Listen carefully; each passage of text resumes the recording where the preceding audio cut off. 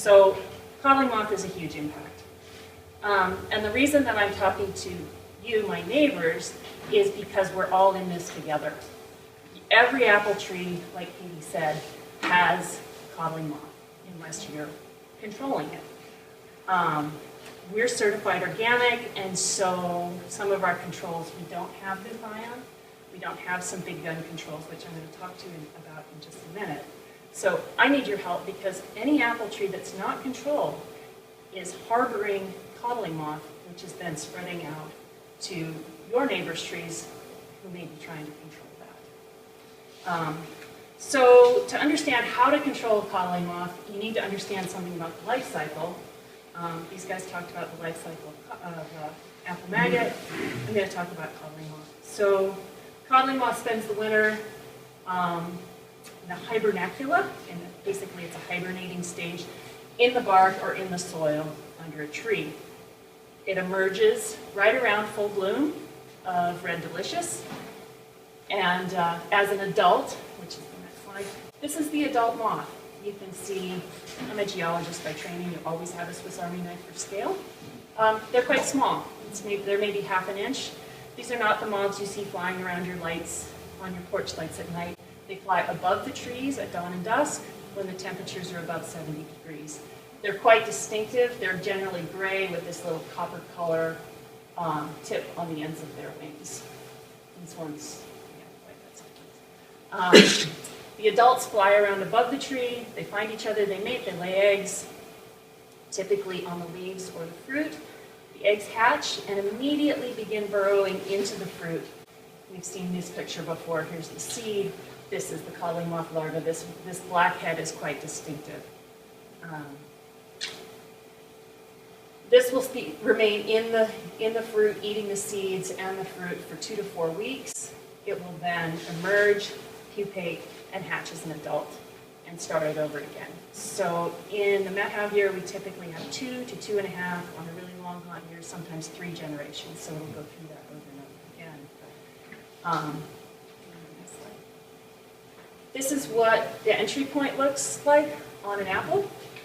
Often there's this little black border. There's usually this pile of frass here. It looks kind of like sawdust. That's the excrement of the larva as it's been burrowing itself in there. One of the challenges is you can see there's larvae present in the orchard, there's adults present in the orchard, there's eggs present in the orchard, all the way from full bloom to about the middle of September. So it's kind of always there. It makes it really difficult to say, yeah, I took care of Codling moth, I sprayed one time, done, over. It's always there. So the points, another challenge with Codling moth is the adults, there's not a lot of opportunity when it can be controlled with either chemicals or behavioral modifications, but there are a few. So the adult stage, you can control.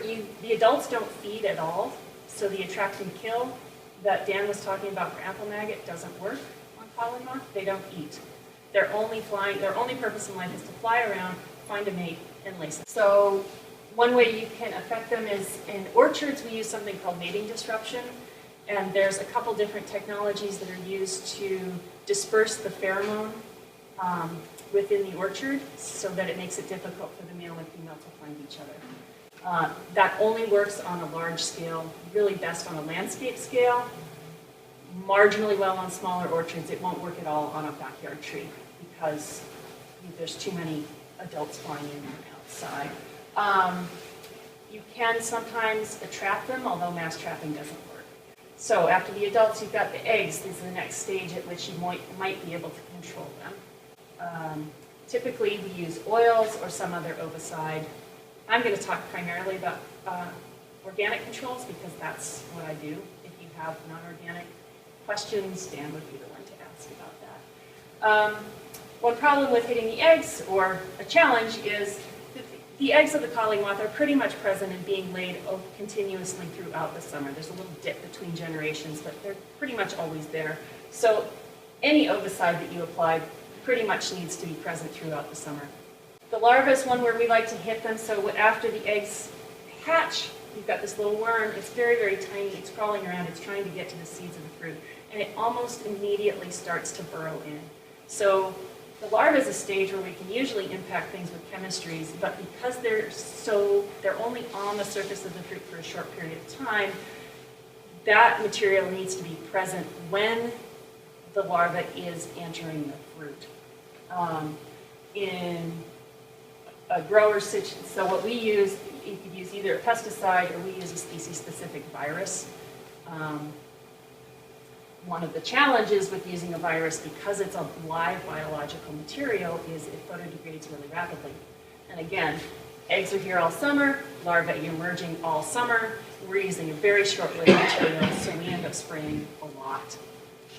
There's no silver bullet here. The pupae, pretty tough to get at. They're just sort of dormant, doing their little metamorphosis thing.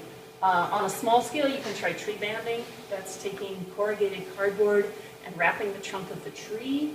And I've never actually done this because it's not scalable. But when the larva comes out of the fruit, it's going to crawl down the tree or drop to the ground. Maybe it will choose to pupate in that corrugated cardboard. You can then take that off and burn it. So you can affect populations.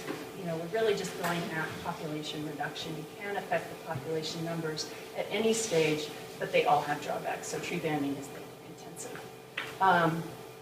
Any control that you do use, you need to know what life stage you're targeting and make sure that the timing is correct. So what we do, next slide. These are traps. You probably see these in orchards when you're driving down to Wenatchee a lot. This is what we use for a Codling Moth trap. It's got a sticky liner inside, and it's got a pheromone lure. So this is something that we use to find out exactly when the moths are hatching in the spring, and also to see what our population levels are. This is the pretty typical orchard technology. This is how we apply the virus. This is how we apply oil. And then since we're running through the orchard with the sprayer, we usually put a bunch of nutrients in the tank as well. This is something we do every single week from 10 days after full bloom until the middle of September.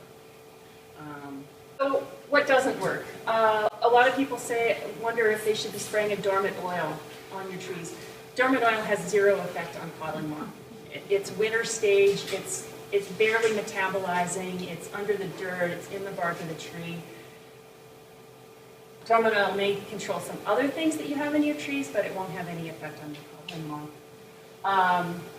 Soap sprays, diatomaceous earth, cayenne, herbal homebrews, I don't know, people come up with all sorts of things. Soap, clay, BT, Bacillus thuringiensis, those don't work on Codling moth. This is a big one. We all are really fond of this one. I've tried it a lot. It doesn't work. If you have an apple tree, you have Codling moth. This won't work. So, I think the take-home that I would like to get across is controlling Codling moth is an ongoing season-long thing. It's a lot of work. It can be a lot of money.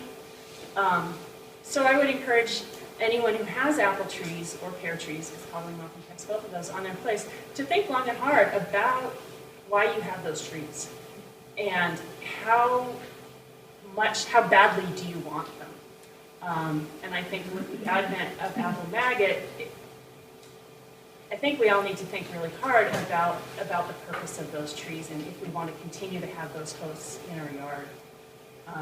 I can offer some alternatives. You know, a lot of people have fruit trees for lots of different reasons. And if you love fruit, we have a lot of really great local farmers. I encourage you to go to the farmer's market. Apricots and plums grow really well here, and they're super easy. If you're looking for a shade tree, Dan will give you a voucher to replace your apple tree with a more appropriate shade tree that doesn't have pests in it that you have to control. If you love the history of the place that you live, there's all these trees that probably dated back to the homesteaders. Homesteaders were practical people, and I think they would understand if you saw the need to remove those trees. So that's kind of the quick and dirty on Codling Moth, I think, and that's me. So I guess we've got questions now.